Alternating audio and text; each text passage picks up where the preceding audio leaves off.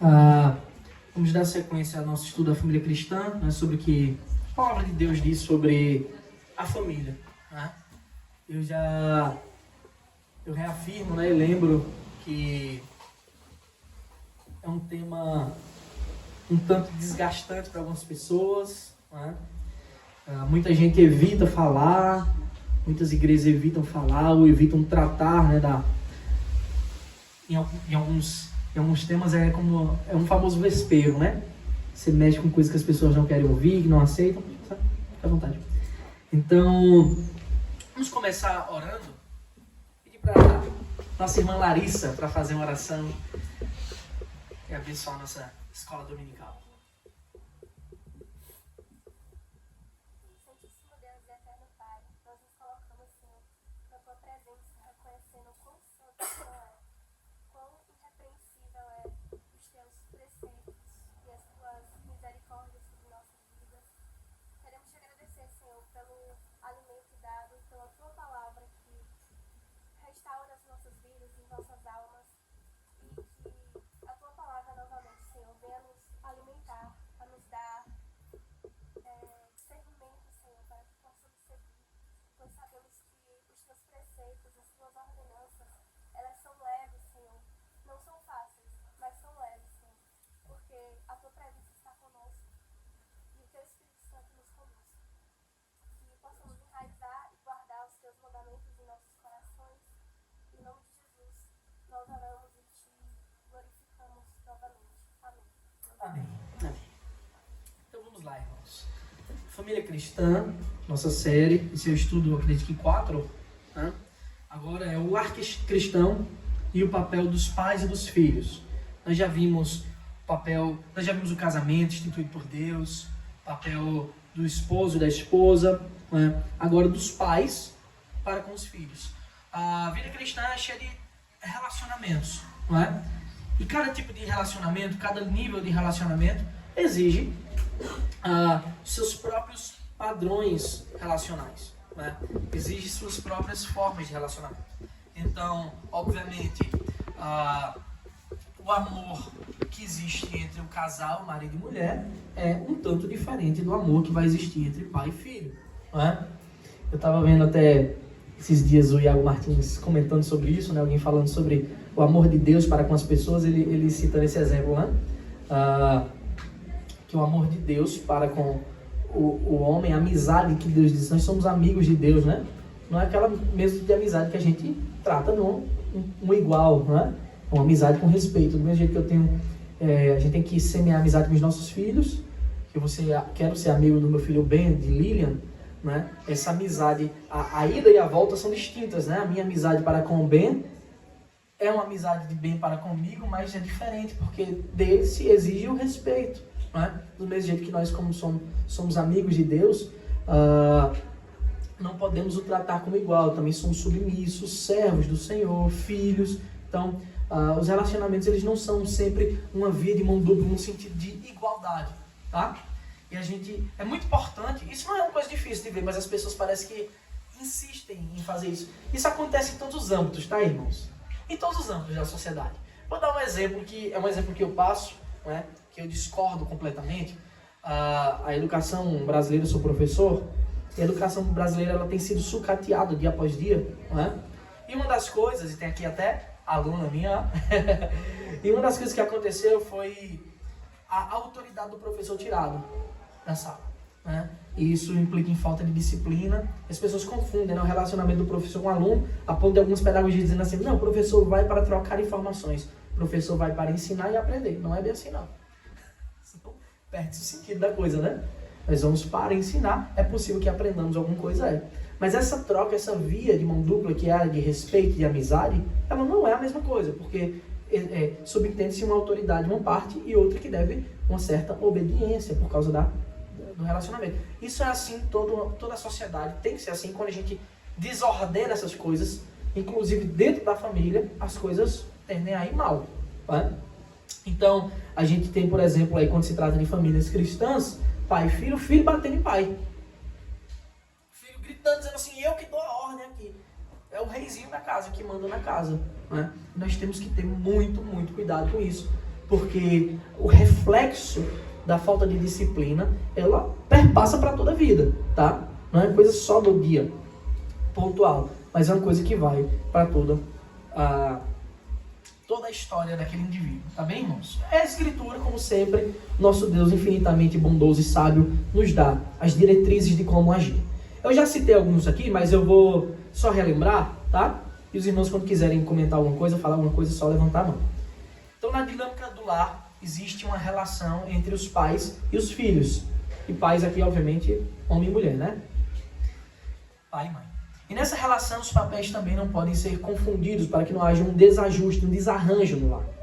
A Escritura nos diz o quê? Temos uma ordem de Deus. Deus criou o ser humano à sua imagem, a imagem de Deus o criou, homem e mulher os criou, e Deus os abençoou e lhes disse: sejam fecundos, multipliquem-se, encham a terra e sujeitem. Então tem uma ordem de Deus para, de fato, se multiplicar. Eu não vou mais entrar no papel aqui daqueles que não querem ter filhos, que pecam, não é?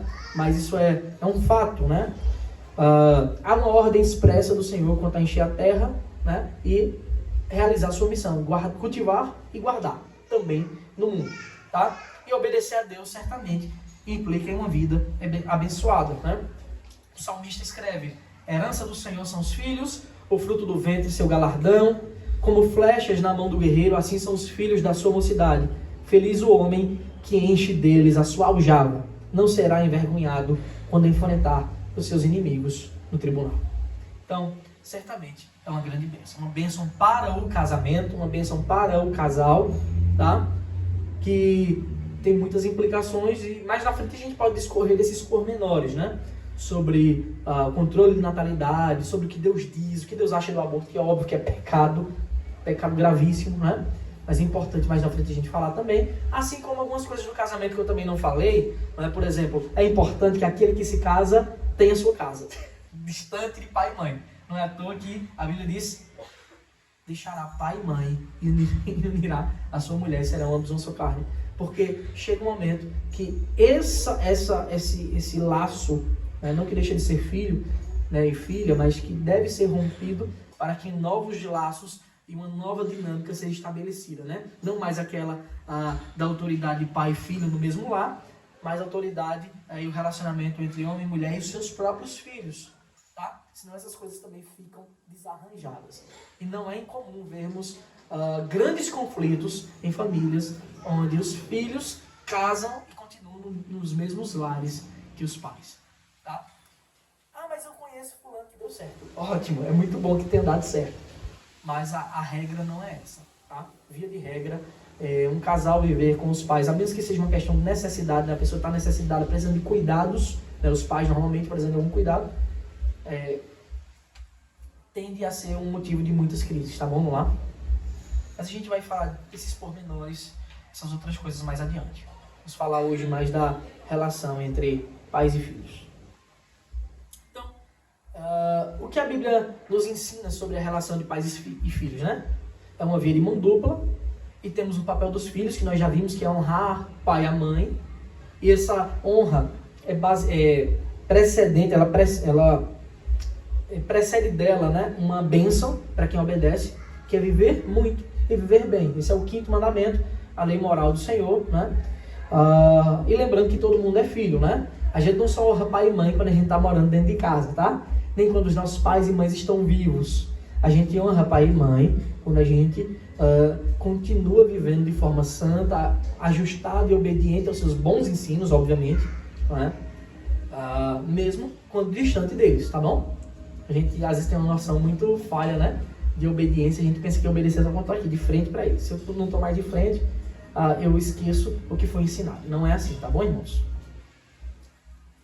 Bem, nós já vimos que os filhos devem obedecer aos pais, porque isso é justo. Mas agora, nosso tópico de hoje é mais o papel dos pais para com os filhos, tá?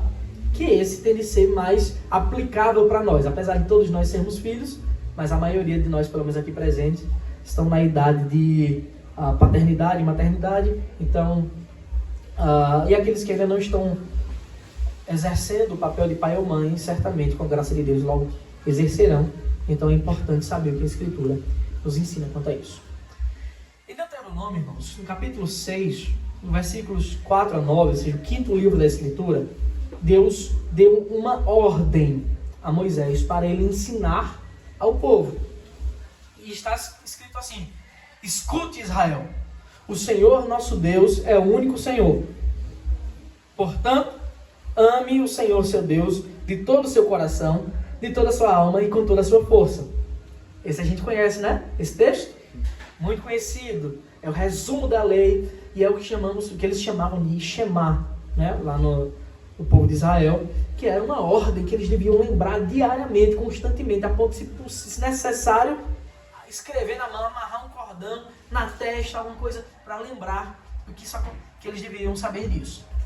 Escuta, Israel, ouçam, Israel, o Senhor nosso Deus é o único Senhor, é uma verdade fundamental. Portanto, ame o Senhor teu Deus de todo o seu coração, de toda a sua alma e com toda a sua força.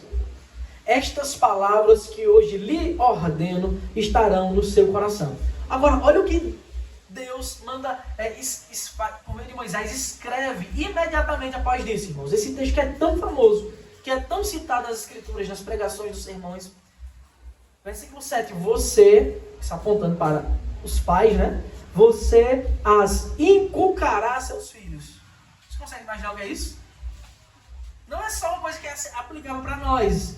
Escuta, Israel, o Senhor nosso Deus é o único Senhor, ame Senhor seu Deus, todo o seu coração, toda a sua alma, toda a sua força. Isso é uma coisa que você tem que inculcar, botar dentro da cachola da criança, da cabeça dela, dia após dia. Você as inculcará a seus filhos. Então a gente tem aqui o papel primordial do pai e da mãe, depois da própria paternidade e maternidade, depois de proliferar-se, o papel principal é ensinar os filhos a amarem ao Senhor de todo o coração, toda a alma e toda a força. Esse é o papel principal. Eu vou dizer, se você foi um pai que você conseguiu fazer com seu filho fosse a pessoa mais bem sucedida, estudasse, fizesse de tudo, aquela famosa frase, eu vou dar aos meus filhos o que eu não pude ter, o que eu não tive, você der todo o conforto, todo o alimento, o melhor estudo, a ponto dele ser a pessoa mais bem sucedida nesse mundo, tiver o melhor emprego, se você não ensinou a ele a amar o Senhor, você falhou no seu papel de pai e de mãe. Porque essa é a coisa primordial. E sempre há tempo. Sempre há tempo disso. Tá? Ainda que você perceba essa verdade só estando velho, com seus filhos já velhos, que esse seja o momento de ensinar. Mas quando você aprende isso, essa deve ser a coisa primordial. Deus ensina por meio da Escritura. Talvez alguém pense, como fazer isso? É muito prático a ação. Ou seja, dessas palavras falará quando estiver sentado em sua casa, sentou para comer, fale de Deus. Andando pelo caminho, fale de Deus. Quando deitar-se, fale de Deus. Ao levantar-se, fale de Deus. Ou seja, o tempo todo, fale do Senhor. É engraçado que a gente acabou de ver hoje, ouvi uma mensagem que eu preguei, que está escrito busque primeiro o reino de Deus e todas as coisas lhe serão acrescentadas. A gente pensa sempre em buscar primeiro todas as coisas para os filhos. Se sobrar tempo, a gente fala de Deus. Se sobrar tempo, a gente leva ele na igreja. Né? É o contrário, irmãos. É Deus primeiro, com a certeza de que Ele provê todas as outras coisas. Né? Bem, mas e se eu não sei boas estratégias para isso? Além de falar o tempo todo, também deve amarrá-las como sinal na sua mão. E elas lhe serão por frontal entre os olhos. Se for necessário, bota aqui na testa, no meio da testa, para que toda vez que você abrir o olho, você vê um negócio aqui que é a palavra de Deus. E você as escreverá nos umbrais de sua casa e nas suas portas. Se for necessário, escreva em todo canto. A palavra de Deus deve penetrar. Você deve inculcar a seus filhos. É difícil, irmãos, esse ensino. Compreender. Está claro, né, que Deus está dizendo isso. Através da palavra. Esse é o papel primordial dos pais. Esse é bem conhecido e está dentro do mesmo contexto. Né? Provérbios 22:6. Ensine a criança no caminho que deve andar. E ainda quando for velho, não se desviará dele. Eu particularmente creio nessa promessa bendita. Ensine a criança no caminho que deve andar. Não é ensinar o caminho, eu sempre digo isso aqui, mas repito. Ensinar o caminho é quando alguém lhe pede uma informação na rua e você diz, você vai ali na terceira sinaleira, você vira à direita, vai ter 2 quebra-mola, pega a esquerda. Ensinar o caminho é isso, é apontar. A Escritura não manda fazer isso. A Escritura diz assim, ensine no caminho. Isso indica que é você caminhando junto, andando no mesmo caminho. A gente não tem como ensinar aquilo que a gente não pratica. Então é fundamental que isso seja verdade para mim, amar o meu Deus de todo coração, alma e força, para que meu filho aprenda também, tá? E a gente tem essa promessa bendita, que ainda quando for velho, não se desviará dele, tá? A missão principal dos pais é ensinar aos filhos sobre Deus. Sem dúvida, essa é a principal. Alimentar, vestir, são coisas secundárias, irmãos. Importantes, tá? Secundário não significa dizer que não tem importância, não. Mas a principal é ensinar sobre o Senhor. Agora, não é só isso, tá? A Escritura nos ensina também como agir quando os nossos filhos estiverem se comportando de forma errada.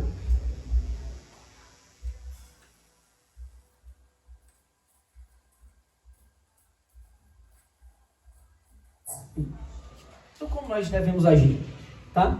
Efésios 6,4, continuação daquele texto de Efésios que fala sobre marido e mulher. Diz assim, e vocês, pais, não provoquem os seus filhos à ira, mas tratem de criá-los na disciplina e na admoestação do Senhor. Ou seja, não devemos provocar os nossos filhos à ira, tratá-los mal, tratá-los com desprezo, sem amor, sem o carinho, perturbando os filhos. Mas o contrário, devemos tratar de criá-los na disciplina e na admoestação do Senhor. Tá? Olha o que significa ensiná-los na disciplina e na admoestação do Senhor. E aí, se alguém quer arriscar?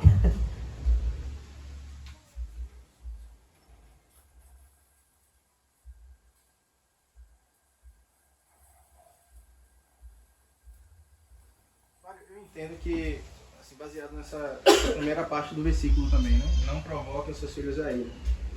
Eu entendo que o provocar a ira não é só o comportamento agressivo e arredio, né? Mas qualquer tipo de comportamento que seja contra a disciplina e a admoestação do Senhor. Perfeito. Pode ser ele o pai ser muito compassivo ou muito brando quando deveria agir com firmeza e uma outra dedicação. Porque tem casos de crianças e adolescentes que são irados e os pais não são agressivos, são pais extremamente tranquilos, mas os filhos são irados.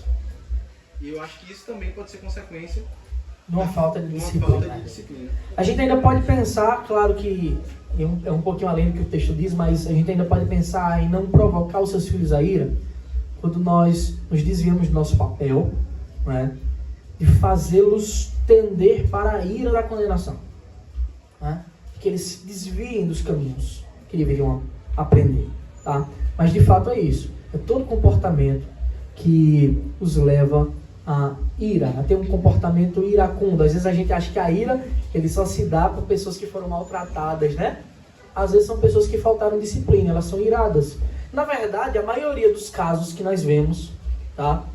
A maioria dos casos que nós vemos de crianças, adolescentes, jovens extremamente rebeldes, né? Incorrigíveis, são de pais que tratavam muito brandamente, que nunca tiveram um quê sequer de disciplina no lar, né? A exemplo disso, a família de Davi é um grande exemplo disso, tá?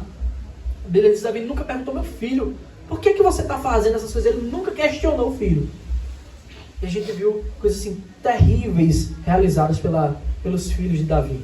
Um irmão estuprando uma irmã, estupro com incesto. O irmão revoltado matou o outro. Outro revoltado tentou usurpar o trono do seu pai, Davi. Então, assim, Davi é um exemplo de pai a não ser seguido.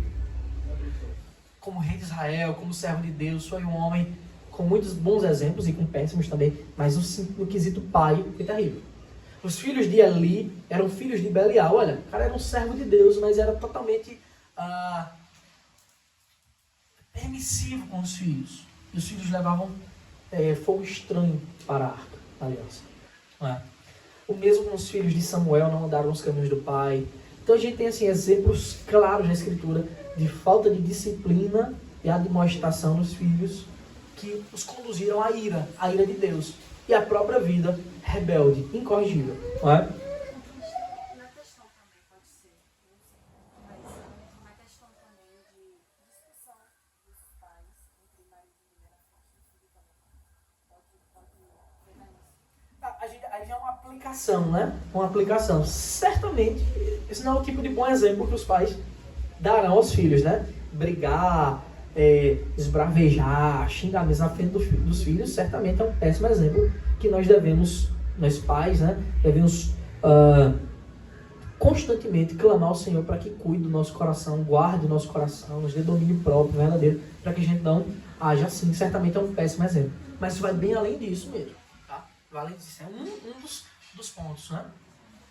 Então, Paulo falou aos Efésios, mas aos Colossenses eles também escrevem: pais, não irrite os seus filhos, para que eles não fiquem desanimados.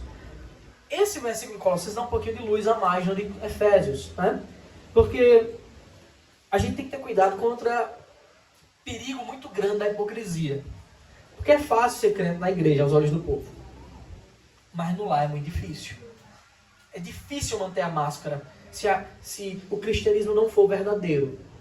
Né? Porque na igreja todo mundo dá glória, canta louvores, estende as mãos e até chora. Mas em casa, né? Então esse comportamento dualista, né? Dual, onde diante de umas pessoas eu sou assim, diante de outros eu sou um diabo em casa, né? Leva certamente os filhos à ira. E eles ficam desanimados quanto ao servir ao Senhor, quanto aos caminhos de Deus. E nós devemos ter muito cuidado quanto a isso, tá bem, irmãos? Alguém quer perguntar alguma coisa?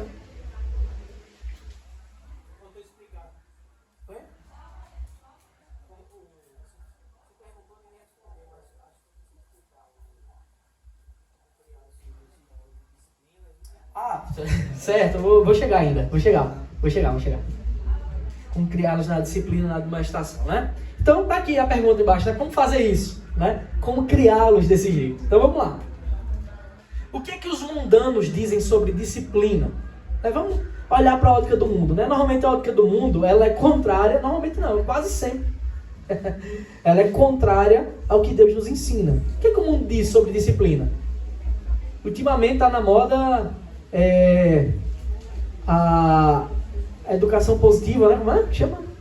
Educação positiva, né? Você diz não para o menino, não pode contrariá-lo, você vai arranjando métodos de conduzir ele sem dar uma negativa. Primeiro que o nosso mundo, irmãos, o Senhor Jesus disse que é um mundo de aflições, tá? É um mundo de aflições e nós devemos saber que nós vamos viver num mundo com muitas tristezas. E nós vamos receber muitas negativas pelas nossas expectativas. A gente vai ouvir mais não do que sim, tá? E aí, nós temos que ensinar nossos filhos a serem frustrados, por vezes, tá? Nossos filhos precisarão ser frustrados para que eles sejam aperfeiçoados também nesse mundo, tá bom? Então o que é que os mundanos dizem? Não, você vai criar o bichinho como se fosse uma bolinha, uma joguinha de cristal, puro, que nunca faz nada de errado, né? Não pode corrigi-lo fisicamente, porque isso é degradante, quando a Escritura diz justamente o contrário, viu, meu irmão Lucas? Então, o que é que a Bíblia diz sobre isso? Provérbios. Quem escreve Provérbios? É só aquele homem que é dito como mais sábio, né? Que recebeu a sabedoria de Deus sobre coisas assim para nos ensinar, né? Provérbios escreve assim, Salomão escreve, né? O que retém a vara, ou seja, o que não apresenta, né? O que guarda a vara que literalmente é uma vara, odeia o seu filho. Ou seja, aquele que não corrige o seu filho, ele não está amando por não corrigir. Ele está odiando o seu filho, porque certamente ele apresentará mais na frente comportamentos destrutivos. Aquele que faz isso, ele não está ensinando o filho no caminho que ele deve andar. Sabe por quê? Porque eu e você, e se você é crente há um pouquinho de tempo, quando você faz alguma coisa errada, Existem níveis de disciplina do Senhor. Certamente, a algum nível, você já foi disciplinado pelo Senhor. O nosso Deus nos disciplina por vezes. E a disciplina, ela é sempre visando o bem. Ela é sempre visando a restauração. Mas a disciplina, como a Escritura nos diz, no momento em que a gente recebe ela, ninguém gosta. Porque ela é dolorosa. Mas ela é dolorosa para um motivo. Para que a gente não seja mais na frente condenado com os ímpios. Essa é a Escritura diz. A disciplina, a princípio, ela causa dor, mas no final o seu fruto é de restauração.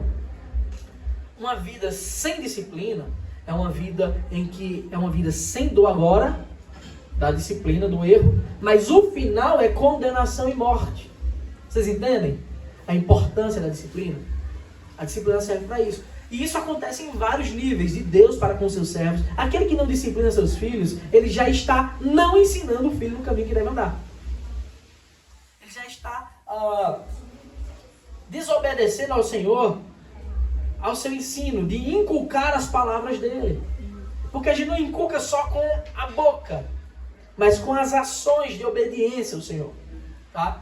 Criando eles no temor, na admoestação e na disciplina. Pode falar. Ô Mário, esse papel da vara é o papel do homem ou é a mulher que também? De ambos, dos pais. Dos pais. Tá? Dos pais. Bem? De ambos. Na verdade, a lógica implica que muito mais, por vezes, a mãe fala isso, né? A lógica, nem sempre, tá?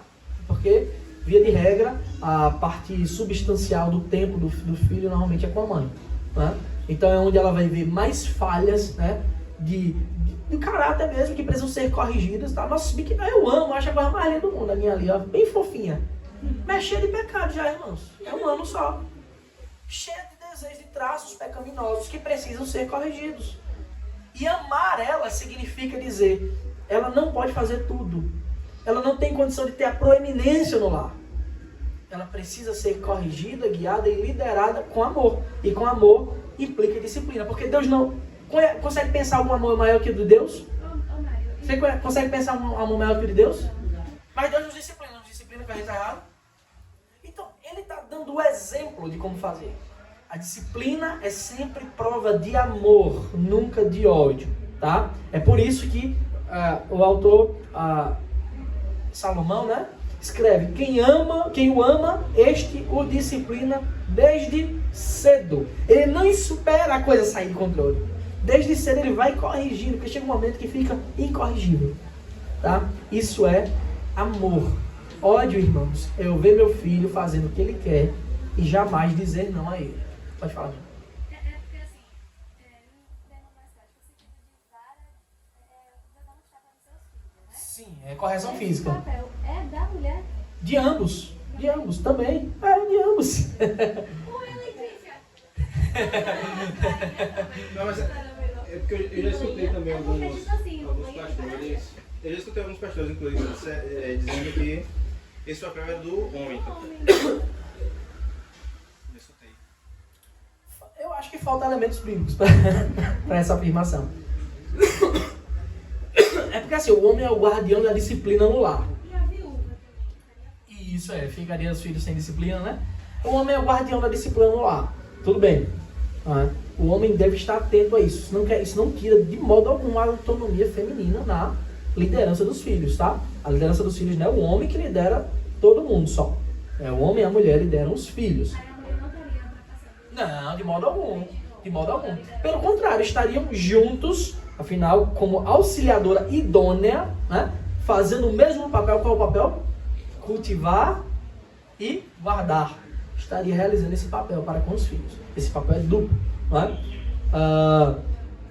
Então, a gente tem que ter essa sabedoria para que o exercício da disciplina seja duplo, tá? Dos dois, e ambos com o mesmo propósito, com a mesma base. Por isso a necessidade do homem liderar bem o lar, ensinar bem os padrões corretos, para que ambos tenham a mesma visão e propósito. Isso seja aplicado para os filhos. Sempre, irmãos, aqui não é espancamento. Aqui não é ódio contra a criança. Aqui é amor, tá? A disciplina é com amor. É tanto que eu entendo que o jeito mais correto de disciplinar, no que diz respeito à disciplina física, né, claro, com tempestividade, você não pode esperar uma semana. Isso também é fazer tortura psicológica, né? A criança não deve ser feito, tá? Mas deve ser conversado, olha, isso é errado e por esse motivo você vai ser disciplinado agora fisicamente por isso. E aplica-lhe a boa palmadinha. Não palmadinha alisando não, viu, irmãos? Tem que ser o suficiente para que ele veja que isso é ruim, tá? Tem que ser o suficiente.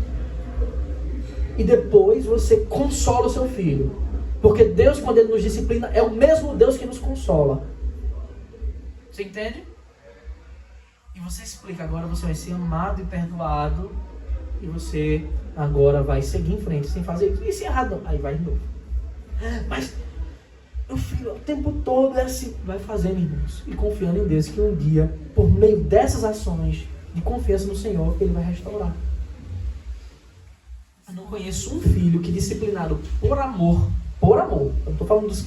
que tem gente que bate com ódio, né, dos filhos, né? Ah, quebrou meu jarro. Aí eu só pensa nessas questões assim, bobas, né, secundárias. Estou falando de coisas sérias, de comportamentos que precisam ser corrigidos. Eu não conheço um filho que foi amado e disciplinado corretamente, que chegue na idade adulta e diga, eu odeio meu pai pelo que ele fez. Os que odeiam é porque não foram da forma correta. Eles foram odiados, espancados, foram foram provocados à ira e não ao amor.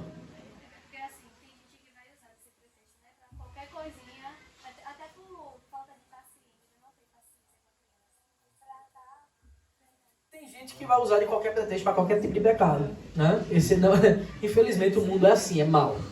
A gente não está falando disso, a gente está falando dos crentes como crente, por isso que a gente está tentando buscar um ensino sólido, né, sobre essa área, para que a gente não seja assim, tá? São coisas até óbvias, a gente lê, a gente consegue perceber isso. Não tem aqui, está escrito espanque o seu filho, agrida ele, não tem nada disso aqui. Pelo contrário, a palavra central disso aqui é quem o ama, este o disciplina desde cedo. O amor é um vínculo que une todas essas coisas. Né? E não é incomum, tá, irmãos? A compreensão do mundo sobre o amor, sobre a santidade, bondade, ser uma pessoa gentil, ser contrária da Bíblia. A Bíblia fala que bem-aventurado é o que chora, bem-aventurados os pobres em espírito, bem-aventurados os perseguidos. Por vezes a Escritura dá definições contrárias à lógica humana, porque a lógica humana é fraca. A sabedoria humana, em sua sabedoria, não pode alcançar a sabedoria de Deus, o que Paulo escreve aos Coríntios. Por isso que somos o tempo todo chamados a olhar para a Escritura. Amar a Deus de todo o coração, toda a alma e todo o quê? Todo o quê? Entendimento. A sua força, todo o seu entendimento. Vi minha irmã disciplinando algumas vezes, né? Estela, né, minha sobrinha. Interessante, assim, ela fez alguma coisa assim errado mesmo, que merecia mesmo uma porradinha, sabe? Aí ela vai lá, ela fala, você vai apanhar, exatamente como você falou aí, né? Você vai apanhar por conta disso que você fez. Aí vai lá, dá uma porradinha, ela vem, chora. Pronto, agora pode parar de chorar, minha filha. Vem, me dê um abraço, diga aí que você ama sua mãe. A menina nem diz nada, né? Ela está ensinando. Diz que você ama sua mãe, peça desculpa, vem cá, aí consola, abraça, beija. E pronto, fica no amor ali. Normalmente o que acontece quando nós disciplinamos nossos filhos pequenos é que eles vêm direto para nós correndo. Eles nunca fogem de nós. Quer ver se a coisa está errada, é se ele fugir depois da disciplina. Mas o pai que ama, quando disciplina o seu filho com amor, o filho faz o caminho para ele. É a mesma coisa que Deus aqui acontece, né? Quando a gente peca, Deus disciplina-nos. E o caminho certo, se a gente ama o nosso Deus, é correr para Ele. Nunca dele, nunca fugir dele, mas para Ele. Será que não era bom deixar ele sofrer um pouquinho, não? Não, tem. Isso são coisas da sabedoria do momento, Mas tem os momentos, né, tem as fases da vida e a gente lida com a sabedoria que Deus nos dá em cada fase, em cada nível, com os momentos certos. A Amanda é psicóloga, ela é contra isso, viu? Na infância, realmente, quando eu apanhava, eu não vinha atrás não. Aí eu chorava, pensava. Depois, até outro dia, aí ela vinha conversando comigo. Sim, tem vários... Naquele dia que eu apanhava, não tinha abraço. Tem vários padrões, é a sabedoria do lado também, são personalidades diferentes, idades diferentes. Cada tratamento é um tratamento de acordo com o momento, tá? sem provocar ira, sem ser algo degradante, sem ser algo humilhante. Isso não é para acontecer. Aquele que disciplina amando, ele não faz isso humilhando o filho. Não é? O amor, ele não humilha. Tá? Ele pode ser severo, mas humilhante e degradante jamais. Não é? Irmãos, quando a gente confia em Deus, as coisas tendem a ir bem. Quando a gente não confia... Engraçado, né? Que as pessoas que são contrárias a isso, você é contrário por quê? Não, porque eu acho. Não, porque eu ouvi falar. Nunca é a Escritura diz isso. Nunca é. Meu Deus me ensinou isso. O Deus criou tudo, ele não sabe sobre como criar filhos. É interessante, né? Como a disposição mundana, ela invade, inclusive, a igreja. Então, resumindo a missão dos pais em um lar cristão. Amá-los verdadeiramente. E amar verdadeiramente exige dedicação. E eu vou dizer para vocês, eu falo por mim mesmo, pai. A coisa mais difícil de você dedicar ao seu filho não é o dinheiro. A coisa mais difícil que você tem para dedicar é tempo. É você, de fato, gastar tempo. Quero estar com meus filhos. Isso porque a gente é egoísta, né? Muitas vezes. A gente tem muitas preocupações, a gente bota tudo. Do mesmo jeito que a gente bota as coisas na frente de Deus, né? Na nossa comunhão com Deus, a gente bota as coisas na frente das coisas principais que Deus nos dá para administrarmos. Inclusive, essa é uma doutrina, tá, irmãos? Chamada de mordomia. A doutrina da mordomia, ela está presente em toda a Escritura. E, basicamente, todo o estudo que eu tenho feito aqui, ele é baseado no conceito de mordomia. A gente fala de mordomia virou uma palavra pejorativa, né, dos nossos dias, para fulano é cheio de mordomia, para falar de uma pessoa folgada, né? Não é isso, não. Mordomia cristã é que todos nós somos chamados para sermos mordomos. O que é que o mordomo faz? Ele toma de conta das coisas que o Senhor lhe deu para cuidar. O seu Senhor, o seu chefe, o dono da casa, né, que você trabalha, lhe deu coisas para você administrar. E é isso que Deus faz conosco. Ele nos dá um trabalho para administrar, Ele nos dá uma família, Ele nos dá amigos, Ele nos dá o serviço na igreja, comunhão com Ele mesmo. Deus nos dá muitas coisas. Isso é responsabilidade humana totalmente atrelada à mordomia. Deus nos dá para a gente administrar essas coisas. E como nós administramos essas coisas, diz se estamos sendo bons servos. Servo bom e fiel. Não é? Aqueles servos bons e fiéis são os servos aos quais Deus aplicou o princípio da mordomia, deu a eles várias prerrogativas para eles cuidarem. E a nossa fé, a nossa fidelidade para com o Senhor diz como a gente vai tomar de conta dessas coisas. Como é que a gente toma de conta das coisas que Deus nos deu?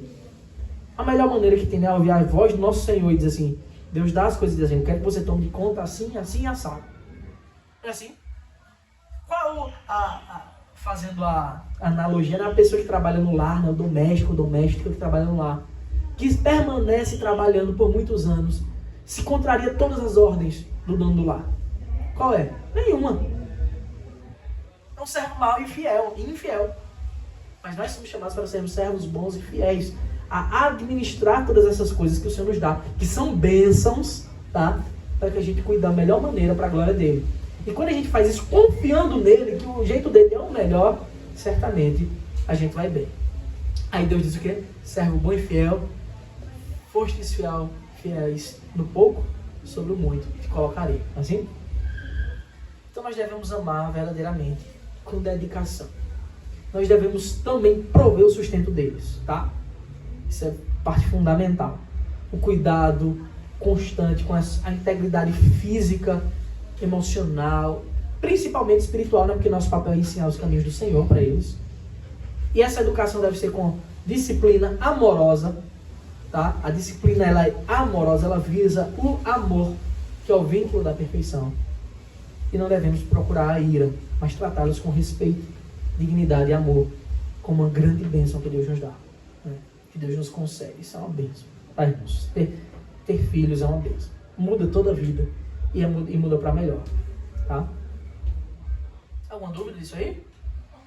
Tem essa questão também da questão dos pais, quando for dar uma Disciplina. e aí um dos dois não concordar e tirar a autoridade na frente do filho, né? Isso não é uma coisa para acontecer, né? Mas é aí que tá a beleza de como é uma cadeia de coisas no lar.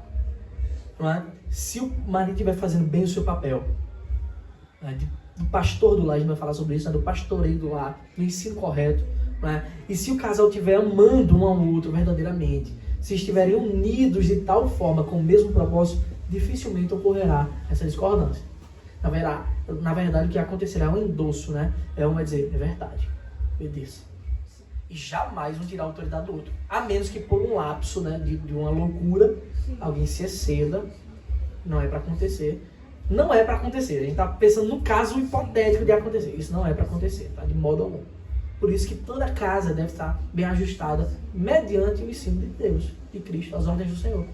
Então essas coisas, elas naturalmente vão tender a não acontecer, mas estarem caminhando juntos. Isso não afeta a criação dos filhos, Isso. Quando acontece essa discordância, né, alguma outra coisa já está desajustada antes. Alguma outra coisa já está desajustada antes que precisa de um tratamento. Bem? Essa questão de família é tão, como é que fala a palavra? Minuciosa. Isso nos diz muito. E saber sobre tudo isso deve nos levar, como crentes fiéis, e muito mais difícil para um crente fiel, a buscar o relacionamento correto com a pessoa correta. Muito mais, tá? Muito mais. Isso nos faz ficar mais exigentes também, né? Saber o certo para poder glorificar Deus. É luta. É luta. A pessoa pensa, por que eu não aprendi isso depois de estar casado já, né? Agora que eu sou solteiro vai ficar mais difícil, né? A gente ora a Deus e confia nele, buscando o reino dele e a justiça, as outras coisas são acrescentadas. O lar cristão. Eu acho interessante a ótica dos puritanos, né? Os puritanos, eles diziam assim, que o lar cristão, eles deviam ser vividos corandel, né? Eu já falei sobre isso aqui, acho que no ano novo, não foi? Foi. Acho que no ano novo falei sobre viver corandel. É viver diante da face de Deus. Era o princípio, né? Corandel, é face de Deus. O lar cristão, assim como toda a vida cristã, deve ser vivida diante da face de Deus. Ou seja, em cada ato da nossa vida, devemos colocar o Senhor em primeiro lugar, levar os ensinos de Deus em conta. Tá? Isso o mundo vai olhar torto pra gente o tempo todo. Isso é natural. Costume-se com isso. A gente devemos viver assim para que nosso Deus seja glorificado. Né? O lar cristão, para os puritanos, eles eram vistos como uma congregação, como uma igreja doméstica, onde o pai era o pastor do lar, a esposa, a sua auxiliadora idônea, digamos assim, a diaconisa do lar, né? E os filhos, os membros dessa igreja. O lar cristão é uma mini igreja. Tem que ser uma mini igreja. Tem que ser uma extensão da igreja de Deus. Aqui tem que ter várias extensões da Castelo Forte. Que na verdade não é Castelo Forte, é o corpo de Cristo estendido. Tá? O casamento deve ser como uma aliança, né, perpétua, de compromisso e amor e cuidado.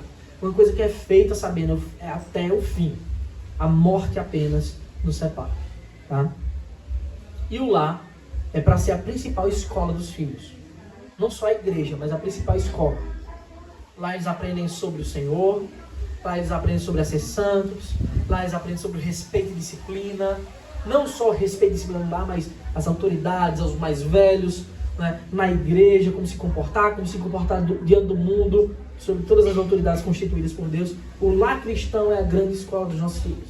Isso só é possível se for feito debaixo de disciplina e santa admoestação. Tá? Bem, irmãos? Perguntas?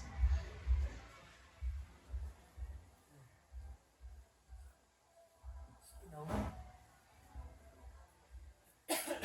Então, vamos orar para que Deus nos ajude a ajustar o nosso lar. Assim, pode falar. Como lidar com isso na sociedade atual, né? Pode ser até crime, né?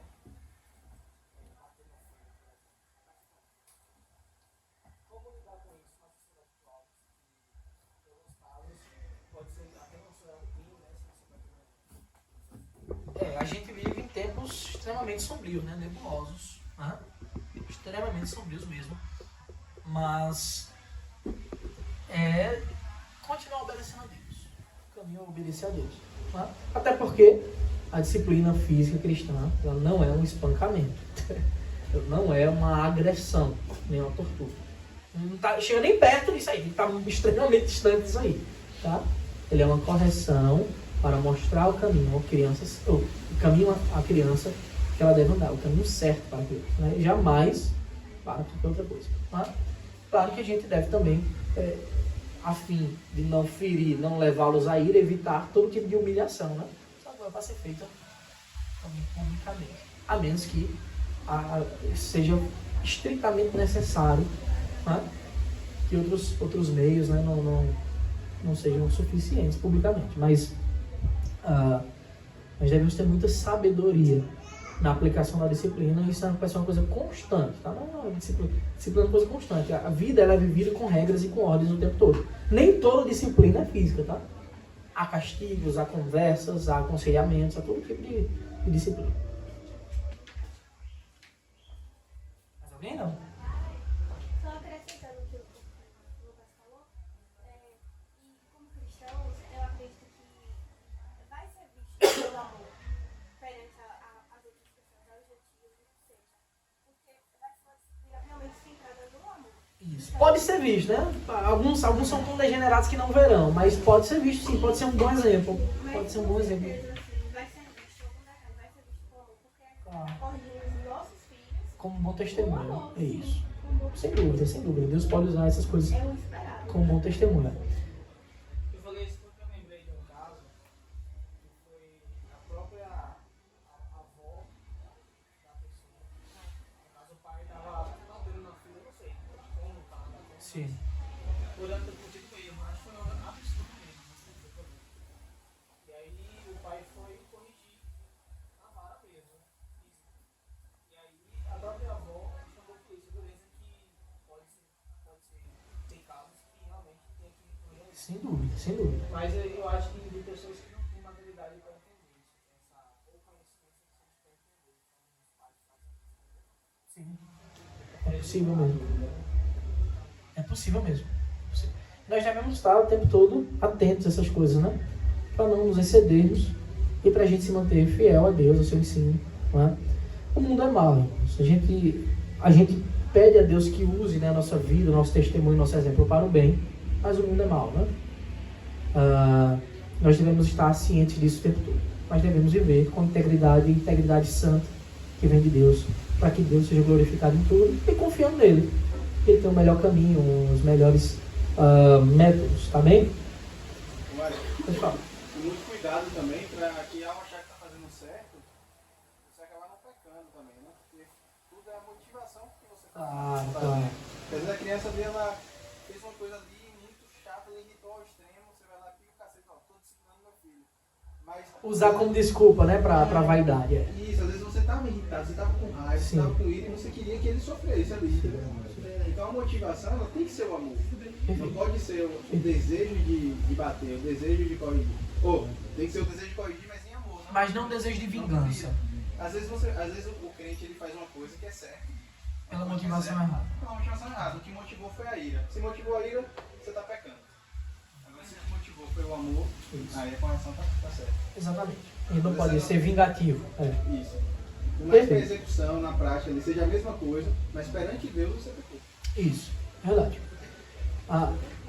A gente volta sempre àquela... A vida cristã, quem acha que ser cristão é uma vida de aleatória, a vida cristã é uma vida de constante reflexão, de pensamento, tomada de decisão, né? Isso que a Bíblia diz, que a gente julga todas as coisas. Tudo a gente deve julgar para tomar uma decisão. Tudo. É uma vida para pessoas renascidas para serem inteligentes. E a gente foi chamado para isso. E certamente viver assim é o melhor caminho. Bem, irmãos? Deixa eu contar mais um testemunho aqui, né? Conta aí. Não é porque está dentro desse assunto, eu achei muito interessante. Tem o pastor de um amigo meu. Ele fez assim, claro que talvez não funcione todo lá da mesma forma, sabe? Vão ter resoluções que em cada casa vai funcionar de forma diferente. Né? Mas eu achei muito interessante, Mário, porque na casa dele, nenhum filho termina a escola e vai direto para a faculdade. Todos os filhos, quando terminam o ensino médio, e aí, pastor? Eles vão para um seminário teológico com com foco em missões. Eles passam 2 anos desse seminário teológico fora da cidade, fora todo o contexto de vida deles normal, cotidiano, de escola e tudo. Eles vão lá, e depois que eles passam, eles decidem a vida deles, o que eles querem fazer, que faculdade eles vão querer fazer, se vão querer fazer faculdade, se não. Mas eles passam por esse processo. Eu achei muito interessante, que é uma tradição do lar deles. Sim, perfeito. É uma resolução do lar. E eu achei muito interessante isso. Tipo assim, para não lançar os filhos nesse mundo da universidade, que tem tantas corrupções, primeiro eles passam por essa formação, por essa dedicação assim, de 2 anos mesmo ao Senhor, ao conhecimento da palavra mais profundo, a vida prática ali do evangelismo e tudo. E aí depois eles decidem a vida. Eu falei, cara, foi uma escolha que ele fez para a família, sabe? Mas isso nos ajuda a pensar de igual modo, quais as tradições, as boas tradições que eu posso adotar para o meu lar também, na criação dos meus filhos, no lidar com minha esposa. Eu acho interessante isso. Verdade. Irmãos, eu digo a vocês, viu? A gente está tratando ainda de um modo bem superficial. Você tem noção de como essas coisas sobre o lar cristão, a família cristã, tem tantos vieses, tantas... E nós já vimos cada dia mais nos aprofundar na palavra de Deus, para que a gente não peque. Certamente, ouvindo isso, a gente já viu várias posições que a gente já carregava de nós mesmos, do que a gente aprendeu na vida mundana, errada. Né? Errada porque é contrária à disposição bíblica, tá? Não é errada porque eu estou dizendo que é errado, porque a Escritura nos aponta o certo e o errado. Mas nós devemos cada dia mais buscar progredir para que a gente viva para a glória de Deus em todas as áreas. Certamente o lar cristão é uma das coisas mais atacadas pelo diabo. Mais atacadas. Né? A gente tem muitos tópicos ainda, tá? Para falar sobre isso, né? Como esse sobre o lar, essa separação do lar, né? De pai e mãe. Nós temos para falar ainda sobre como deve ser um relacionamento cristão, deve ser iniciado, né? Quem são as pessoas que um crente pode se relacionar, o que é julgo desigual. Julgo desigual é bem mais amplo do que só luz e trevas, tá? Vai além disso, existem muitas outras vertentes e nós devemos ter cuidado. Nós vamos encerrar, meu pequenininho já está aparecendo, pode deixar aparecer. Vamos colocar de pé, irmãos, para a gente orar? Pedir para Letícia orar a Deus.